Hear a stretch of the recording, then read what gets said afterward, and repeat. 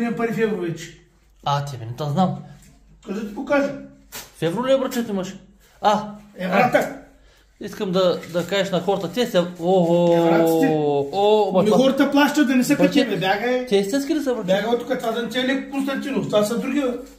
Къде отиваш? Къде ги муши? Где ти къде ги муши? Ма за какво съм ти взел този лек? С него работя, с него ставам, с него лягам. Браче, това истински ли са? Тук е последния обект е цеха. Откъде го взимаш? 4 лампи и 2 контакта.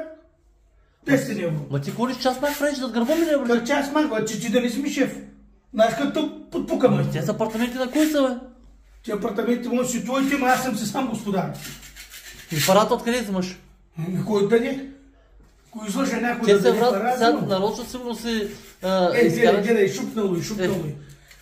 Как няма да е шупнал, ти си влязъл с маркуча и си подгизнал се стените. С маркуча. Шукам браче да шпаков кажи. Изкарал маркуча от банята и подгизнал целите стени, гледайте, всичко мокро, всичко... Не, добре, много добре. Добре, бърче, тук... И ще трябва малко за плочки. Пари да дадеш, защото е първа да си ги махам. Това е. Тук долу ще сложим после дървени хубави. Или пластмасови, които решиш. Чакай, брачо, ти как... На дървените зели ще смяташ така ти... монтаж.